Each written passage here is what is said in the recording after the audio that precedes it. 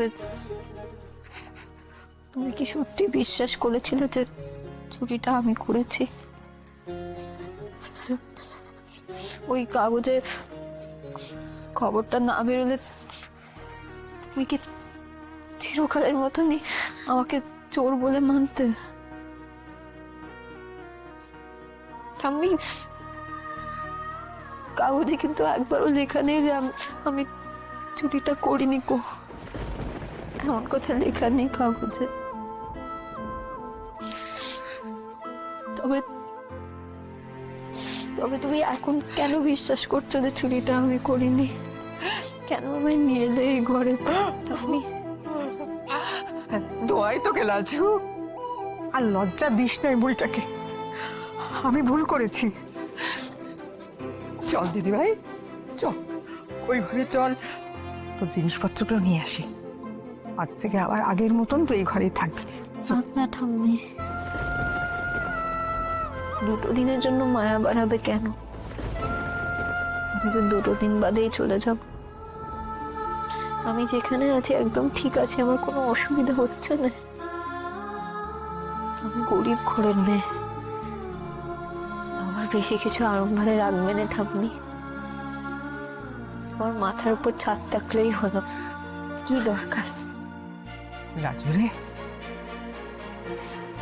আমার তো তোর উপর মায়া কোনো দিনও কমেনি রে, শুধু একটু বিভ্রান্তিতে পড়ে গিয়েছিলাম।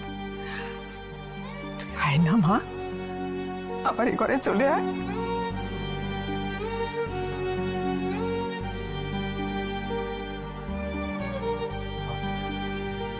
বুঝলাম, আসবি না, এটাই হয়তো আমার শাস্তি।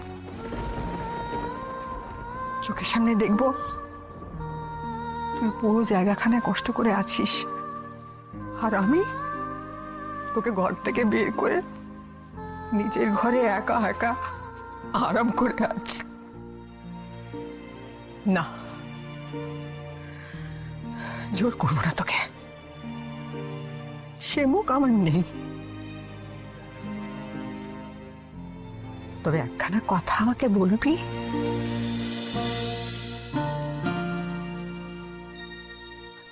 সত্যি কথা বলবি বল, আমার গাছ শুনে বল, সত্যি বলবি? চুরি যে তুই করিসনি সেটা প্রথম থেকেই জানি। মান কে দিল? একেবারে নতুন লোকে। ওরা জহুরি, ওদের বুঝতে সময় লাগেনি লাজু কি।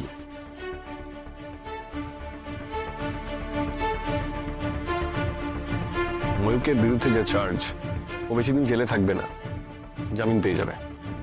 এবার ধরো জামিন পেয়ে ও বেরিয়ে তোমার উপরে একই রকম প্রেশার দিল, তুমি কি করবে? তখন কিন্তু কোনো দায় নেওয়ার জন্য লাজুও কোথাও থাকবে না। তুমি কেন বুঝতে চাইছো না মনতা? অন্যায় চাপা থাকে না, কখনো থাকে না। আজ নয় কাল তোমার সব সত্যি সকলের সামনে আসবে। না না, আমি সেদিন আসতে দেবো না। কি করবে তুমি? ময়ূরকে খুন করবে?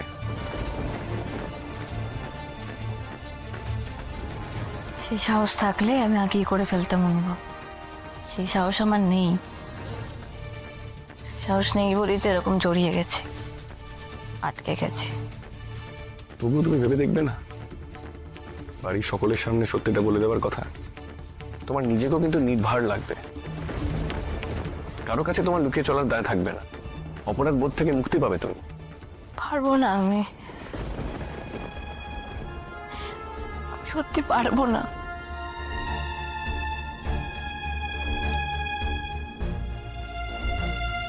তোমার কাছ থেকে একটা পারমিশন নেব? কালকে লাজুর কলেজে গেলে তোমার কি খুব আপত্তি হবে?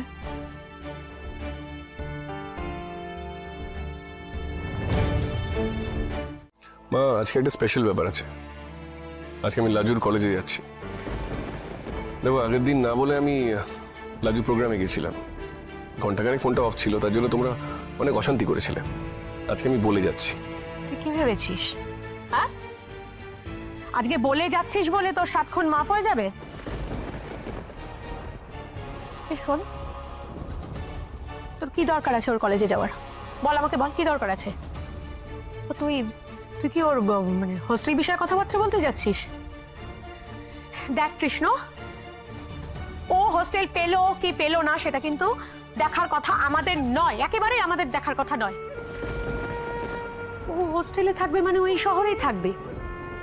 ও তোর সাথে যোগাযোগ রাখার চেষ্টা করবে, তারপর নতুন করে ফোন দিয়ে আসবে কি করে এই বাড়িতে ফিরে আসার। কৃষ্ণ, তোকে আমি একটা কথা বলে দিচ্ছি, তুই কিন্তু ওর কোনো ব্যাপারে থাকবি না। মা, তুমি যদি এতটাই শিওর হও লাজু চুরিটা করেছে, তাহলে চুরির গয়নাগুলো কোথায়? সেটা আমি কি করে জানবো বাবা? আমি কি করে জানবো? তুমি তো সাত তাড়াতাড়ি গিয়ে কেসটা তুলে নিয়েছো। কেসটা যদি তুই তুলে না নিতিস, তাহলে আমি পুলিশ দিয়ে ওর গ্রামের বাড়িতে রেড করিয়ে যত টাকা পয়সা গয়না যা আছে সবকিছু বের করে নিয়ে আসতাম, কিন্তু তুই সেটা হতে দিলি কোথায়? কৃষ্ণ শোনা, আমার একটা কথা শোন বাবা, তুই এসবের মধ্যে আর থাকিস না। লাজু ওই ঠাম্মির গয়না চুরি করে মোটামুটি 20-22 লাখ টাকা পেয়েছে, তা দিয়ে ওর গোটা জীবন চলে যাবে রে। ওই ডাক্তার হওয়ার ওর কোনো দরকার নেই। ওই চোর ছ্যাচরের ব্যাপারে না তুই আর থাকিস না, তোকে আর থাকতে হবে না। মা, তুমি যাকে চোর ছাচর বলছো না, তাকে আজ তাদের কলেজে সম্বর্ধনা দিচ্ছে। সেখানে পুলিশের তরফ থেকে একজন রিপ্রেজেন্টেটিভ থাকবে। এনিওয়ে, এটা শুনে তোমার মধ্যে যে কোনো পরিবর্তন হবে সেটা আমি এক্সপেক্ট করি না। তবু জানিয়ে রাখলাম, আমি ওখানে যাচ্ছি, আর ফোনে না পেলে তুমি চিন্তা করো না।